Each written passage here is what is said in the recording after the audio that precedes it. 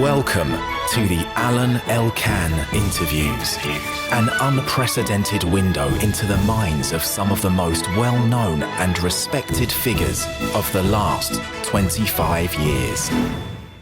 We are today with Gianfranco Maraniello, who has been recently nominated director of the so-called Polo Museale di Milano, that includes 5 museums. But before that, Gianfranco Maraniello is an art historian. He is graduated in philosophy. He was working very early in his life for flash art, curator in Siena, and then at the Macro in Rome. He worked at the Biennale of Shanghai. He taught at the Accademia delle Belle Arti di Brera and alla Sapienza di Roma, the university. And then from 2005 to 2015, he was director of the Museum of Modern Art of Bologna, and later from 2015 to 2020, director of the Museum di Arte Moderna e Contemporanea in Rovereto. And obviously in Rovereto he made several exhibitions, including one of Giuseppe Pennone and one of Anselmo and others. Now, Gianfranco Maraniello, you are in Milano. Probably the most important of the 5 museums is the Museo del Novecento. Then you have the GAM, which is the Museum of Modern Art. Then the Palazzo Morando. And then you have also a Museum of Costume, Immagine and Fashion. So how do you work on all these different museums? And can you explain me a little bit what is the difference between the Museo del Novecento and the GAM? Yeah, thank you. Thank you also to remind me my responsibility is not only the privilege of such an amazing role playing in a city that is really in a very exciting moment, because Milano is really between Expo 2015 and next Winter Olympic Games. It's really an exciting moment, and the city is so frenetic and so desired by many people who is coming here, and everything is increasing. And so it's a real privilege to work for a public institution in this moment. So to remind the social role that this museum play, and also the social pact that the museums have also with previous generation and next generations, not only focus on the specific moment, on this specific exciting moment. So the difference between the Museo del Novecento and the Gallery of Modern Art, Galleria d'Arte Moderna, is very simple. Galleria d'Arte Moderna has an amazing collection focused on Italian art, 19th century Italian art. So Museo del Novecento, it means a museum that is focused on last century, so 20th century. So I might say that Gallery of Modern Art has to deal with all art developed by neoclassicism until the dawn of 20th century. So it means the divisionism, that is a sort of Italian way of pointillism or post-impressionist painting. Museo del Novecento starts with the avant-garde and futurism first, mostly because we have an amazing, probably the most important collection in the world. I mean, comparable only to MoMA, but I think recently we got new acquisitions that probably is, as many writers say, many art critics and art historians say now, it's probably the most important collection in the world, all over the world. Can you tell me which are the major futurist works of artists that you have in the Museo del Novecento? Well, we have amazing masterpieces by Boccioni, for instance, very well known, very iconic sculpture, like, the Forme Unica, that is that sculpture that probably everybody knows as this elegant movement of a figure that is permeated by movement, by rotation in the space, by a sort of osmosis between the figure and the surrounding environment. We have recently acquired the materia, matter, but it's also mother in ambiguous, in etymological sense, no? Because materia, matter in Latin has to remind to the original of each of us. So, and it's most of the biggest also, not only the most important painting by Boccioni. We have all the artists well represented, Severini, Balla, even the late futurism with De Pero and Prampolini. So it's really a huge collection, and we cannot show all of these masterpieces. And that's also important for modern management of museum, the so-called loan power. So we have more paintings than we can show. So this allow us to also to have a relationship with other museums, international museums, because we can loan, we can receive loans. So it's very, very important, not only what we show, but what we are engaged in. Then from futurism, you go on, no? Fontana, for instance, is very importantly represented, no? I have to say that the main important part, I mean, in historical terms, is the first half of the 20th century. Because we have futurism, we have also the sort of retrograde, not only avant-garde. I mean, we have a lot of works that has to deal with the avant-garde in the sense of movements who has the goal to change the world. But after also the disillusion, the war, the violence, we have also amazing masterpieces of artists who found a sort of refugee space, a solitary, lonely space. I mean, Morandi, for example, we have an amazing collection of Morandi paintings. And as you said, yeah, we have also the neo-avant-garde. I mean, the artist who has been developed, especially after the Second World War. And Lucio Fontana is probably the master. And we have dedicated something more than a room, because it's also an amazing point of view on the main square of the city of Milano, Piazza Duomo, the place of the cathedral. And so we are in a sort of a glass, huge showcase. It seems that the cathedral enters in the space where we have a neon light made by Lucio Fontana. So it's very spectacular. The most favorite place probably Milan for a selfie. That's what I see watching the behavior of visitors in the museum. So this is another difference between Galleria d'Arte Moderna and Museo del Novecento. Museo del Novecento is not only a museum, is a fundamental, is the epicenter now of a new perspective of the main square of the city. We are working on the second building, that is the twin building of our museum. And so both of them are situated in the main square. It's in a very important place for the entire city of Milan. So we are connected with tourism, with religion, because the cathedral, of course, still is the most remarkable, the most relevant place for religious activity in a country like Italy. Is still very, very, very important. Il famous Duomo di Milano. The famous Duomo di Milano. Obviously, Milano is perceived as a city of trade, of business, of financial activity. People in the world don't look at Milano as a city for art. Eventually, writers like Stendhal, they spoke about Milano, but more because of La Scala, because of the music and the opera. But instead, Milano is a very important city for art. Are there many visitors? You know, Milano is an incredible city for art, and not only for modern art that maybe could be easy to understand, because economy, avant-garde, the idea of modernity belongs to this city. But I think there is a hidden Milano. First of all, I would like to remind that we have amazing masterpieces also of Renaissance masters. If you think of Cenacolo by Leonardo da Vinci, it's in Milano. If you think of Pietà by Michelangelo, it's in Milano. Pietà Rondanini, the last one.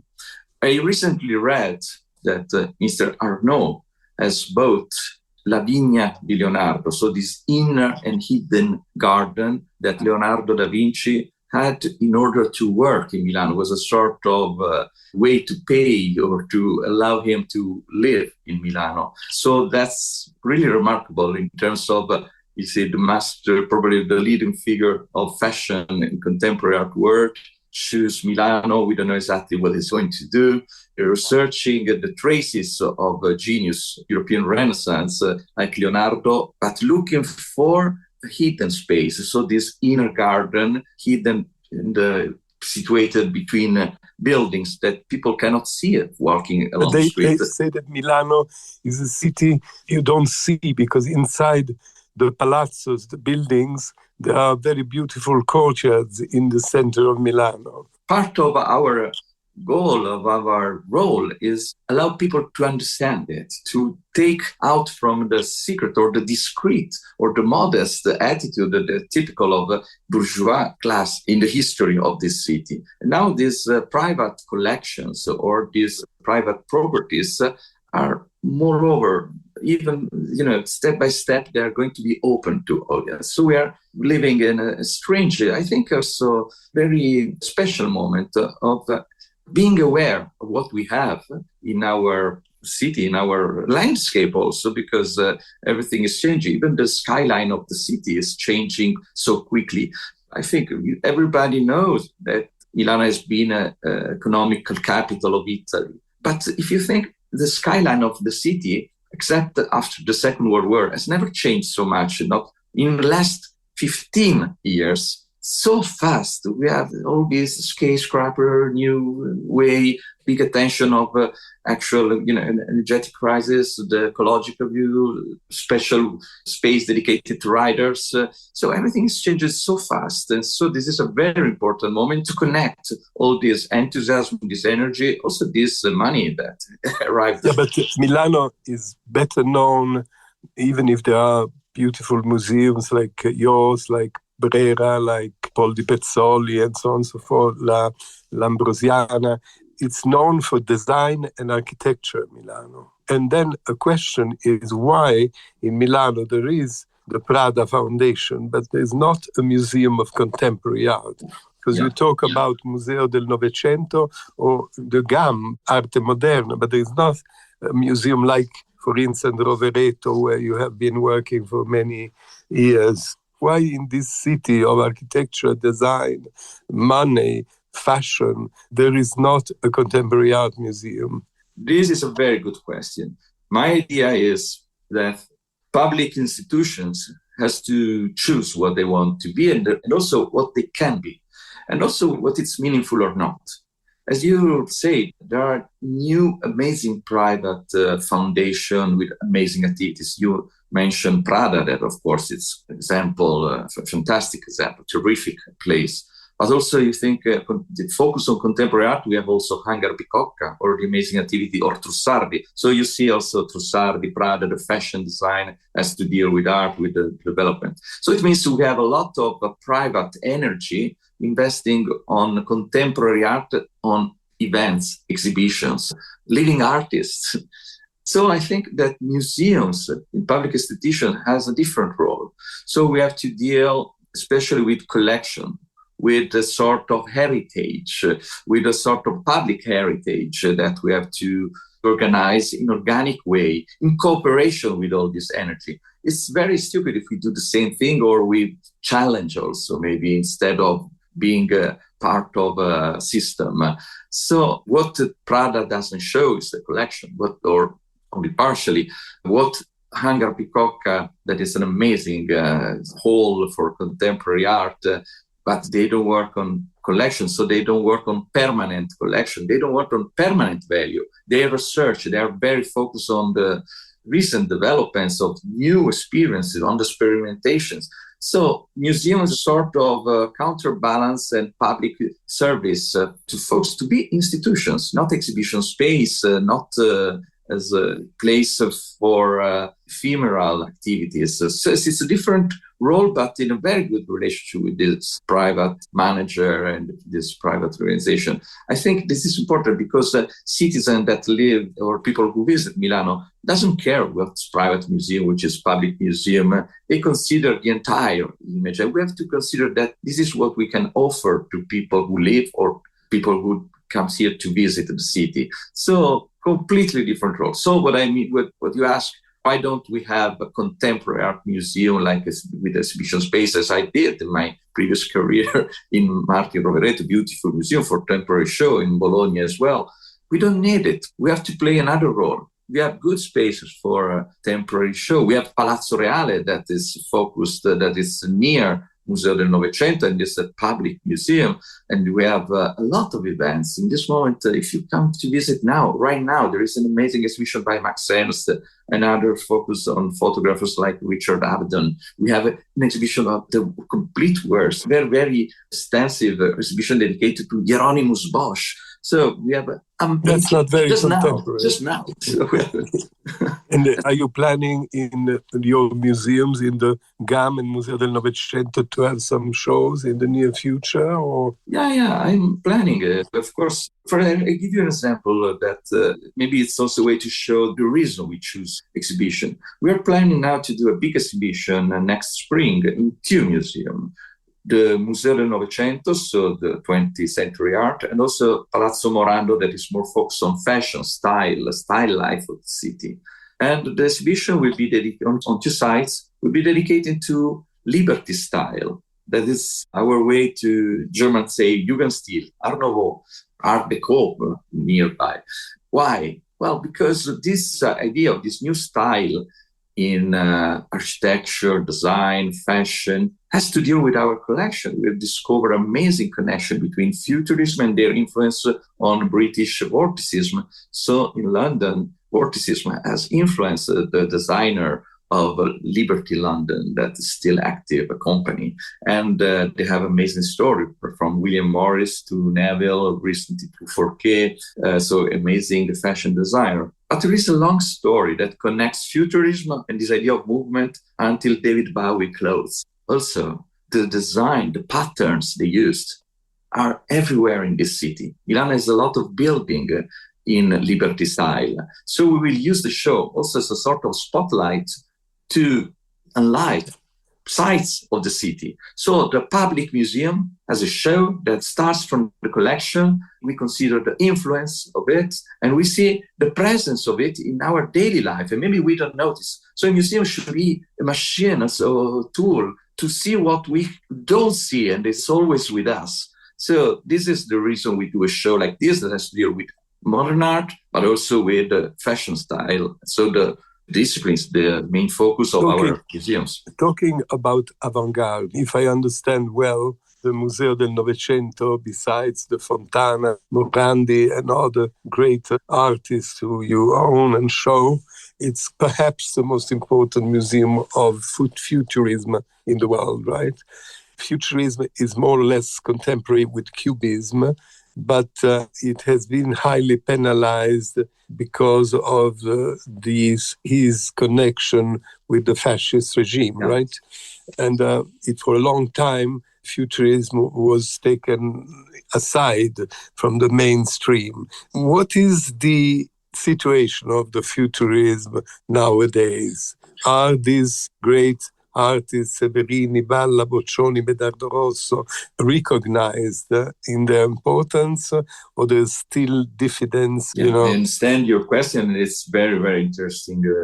Well, Italy probably has missed also the chance to buy important works of futurism. For example, the fundamental works that you can see in MoMA, New York, in Museum of Modern Art in New York. Every time I think of them, I think also of a missed chance. There was a sort of embarrassing decision to take to how we can buy after the Second World War works that are so connected ideologically with this embarrassing moment of Italian history. But that was not the main problem for Alfred Barr, director of MoMA. They bought it. They bought Boccioni and Carrà. We have to consider the historical relevance in art language, thinking of new display of the collection. And we are considering futurism, but of course futurism exists before fascism. So they start before fascism. Of course, the history of them, and not only the history of all the artists. Of course, Marinetti was more closer to the regime than other artists, but we have to contextualize it. And that's the reason we are planning, in next year, we will have a new gallery that will be titled Controversial Modernity. That it means controversial. It's a very ambiguous term in Italian because it has to deal with something that is discussed, that creates problem, a lot of polemics. So you can have radically different positions. But controversial is also something that go in a different sense. It's not only in a progress, no? So it comes back. No? So it's contro verso, so to go back. So this is what happened in the history of art, but also our consideration, our interpretation of this art. So we have to make it problematic. And it's important because probably Italy has never thought of the sense of guilt as, for example, German literature and philosophy did it after the Second World War. We have removed this idea. No? So sometimes we think that we are the winner of the Second World War because there was partigiani, so the resistance, the alliance with the US and British and French army. But of course, we have never considered the responsibility of Italy. I think now, although maybe it's too late, but we can be more aware of what happened.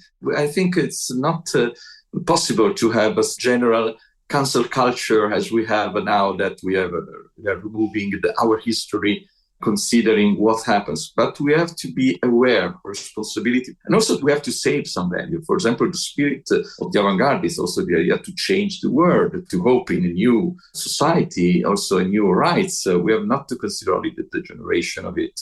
And if I can say something more about this so interesting question, this is something that also we have focused in another way, not thinking of fashion. Sorry if I switch somewhere else, but we have one very iconic painting in the collection of Galleria d'Arte Moderna, so the collection of 19th century art. You're talking about Pellizza da Volpeto? Yeah, you're right. We have this amazing and iconic painting that many people know also because Bernardo Bertolucci has used for his film Novecento. And definitely this is a painting that we consider as the beginning of Novecento because it was made between the two centuries, because it was known...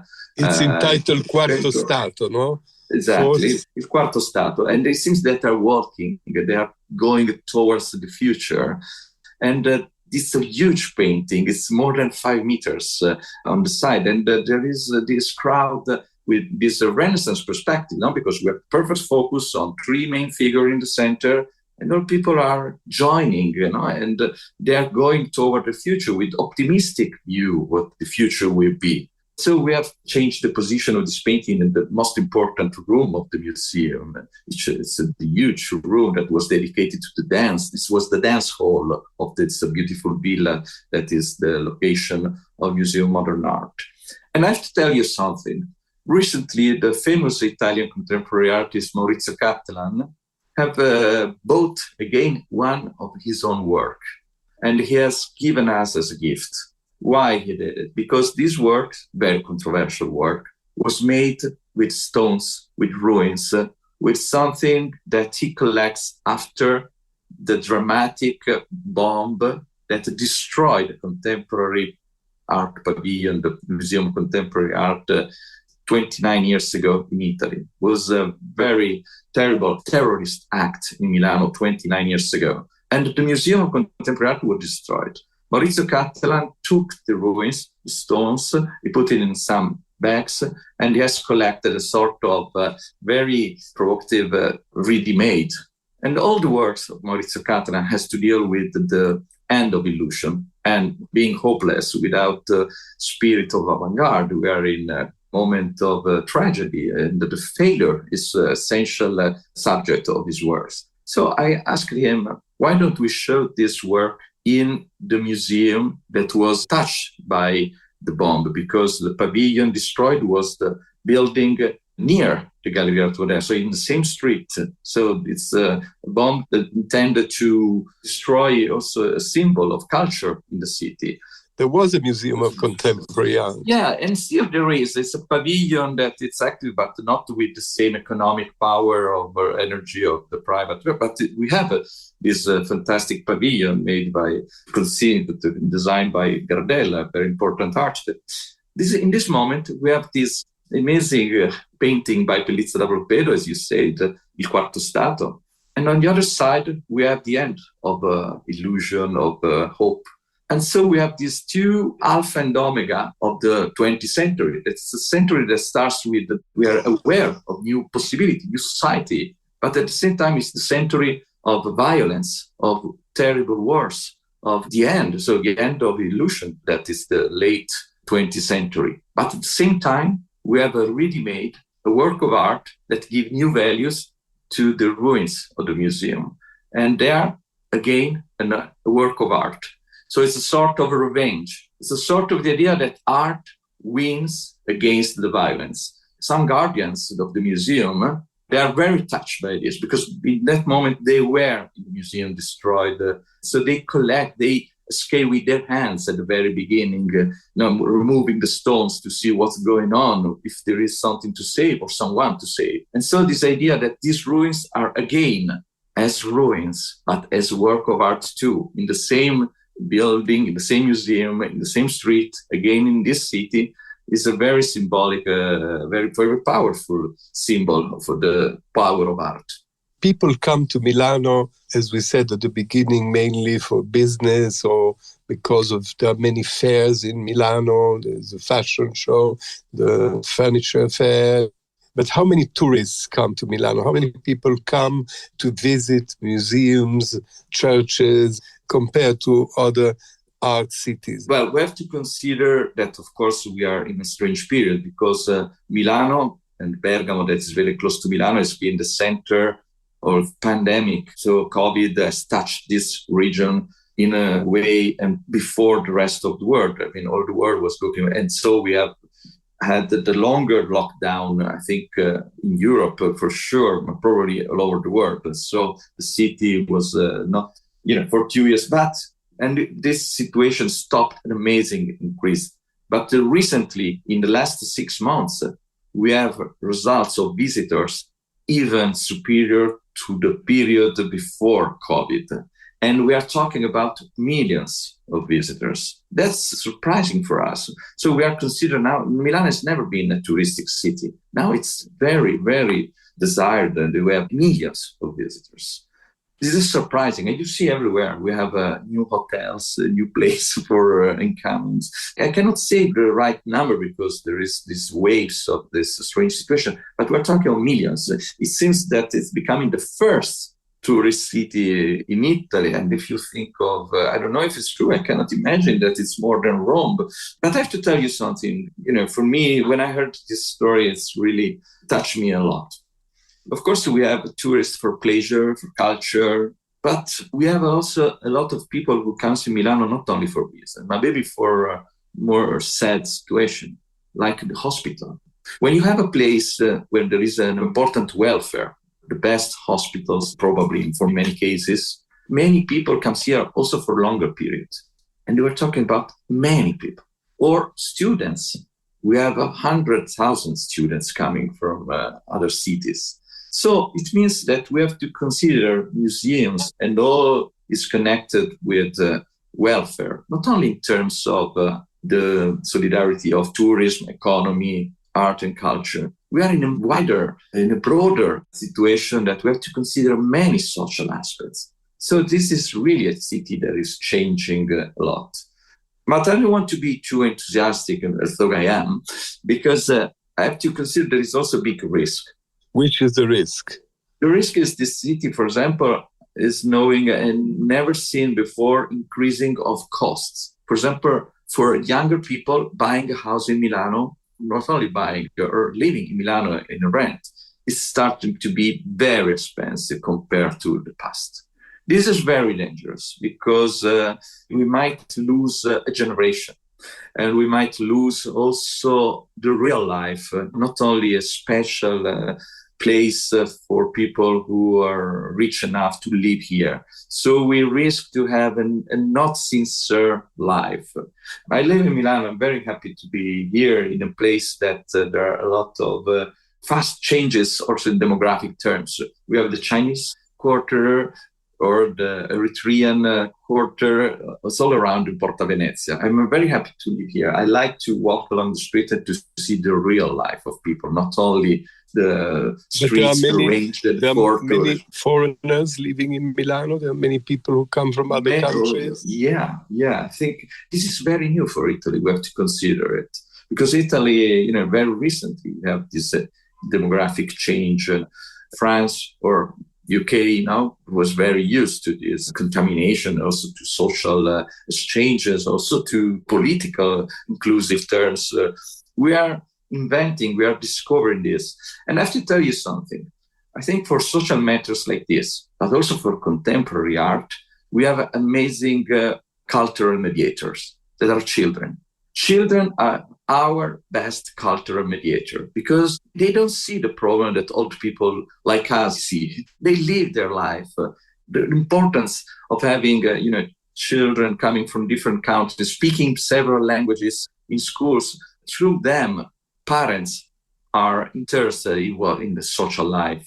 Contemporary art is the same. It's more difficult than doing something experimental with living arts, but not working with children. I remember when I was in Bologna and we did an amazing show in collaboration with Metropolitan Museum in New York. We did Morandi in 2008, and it was an amazing exhibitions and gave us the chance also to collect Morandi coming from all the private collection, all the best museum. And so very, very important show. And we were very enthusiastic of it. And of course, still I am proud of it. But I remember that we had the children and that used to come very often to the museum. And they saw an exhibition of Giuseppe Pennone, one of the master of arte povera before. So with the works that has to deal with space that are not only put on the wall in a frame, but maybe you have a sculpture made with leaf, with vegetables, with bronze, with materials. And they are looking, and they're not painting my shoulders in the position of adult eye. So they have a very natural approach to contemporary art. Children like to go to museums? Of course. They are curious, they experiment. The adults are much more different because as not only me, I mean, many important people before me, they say, we take a long time to learn something. Well, we should take the same time to forget things and to rediscover things, which would be not sclerotic in our approach. And the children help older people to experience of contemporary art, to have a sort of new virgin, that of course is a paradox, gaze to contemporary art. And I think for contemporary art, social, everything is new. Children are our best help to, not to explain, to show how it's possible. This is a very important role they play, not only as a passive, but really as active players in the museum function. The feeling now in Milano, vis-à-vis Bologna, Rovereto, Rome, or Naples, your original city, you have the feeling that Milano is a kind of icon or kind of experiment for a new Italy. From what you say, it seems that Italy has been sleeping for a long time. And now there is a kind of renaissance in the movement. Yes and no. I mean, in Milano, we have a very good situation also for contingent reasons. As I said, the Expo, the Olympic Games, but also political continuity. I think the continuity of program is very important. And Italy, in these terms, have always had program. Every political wave, but the new manager, the new project has to change what was not done before. So we don't know exactly if the museum will continue their activity or not, or which kind of museum we have. So this longer period of the same administration, center-left in terms of political, this is very important to give, to assure a plan and a project to achieve. The very special condition of Italy is not to be focused only on experimental and on contemporary change in the world, but how we are radicated in history. So Milano is this kind of city. So we have an idea of modern life, but if you visit the center of Milano, our building is an historical building, but offering contemporary art. This is a peculiar way, because I think we can be like other globalized city. I work for Shanghai Biennale, for example. We have not to follow that example. That's an amazing way to explore, to be engaged technologically. I mean, there are other topics to explore in other accounts. So we have to be something unique. I mean, I'm not interested in a museum that could be a sort of Tate Modern, but not at the level of Tate Modern for architecture, international collection. We have to focus something that you cannot find somewhere else. And this idea to be eradicated in relevant culture and focus on stronger roots, historical roots and heritage, this is very peculiar. And Milano, is simply working in a very systemic and organic way to rediscover what we already are. So we have not to invent something else. We have to show this is heritage and not only a property. No, this is heritage. How to make actual what we were and what we still are. So this is something that Milano is very able to achieve. Alain Elkann interviews.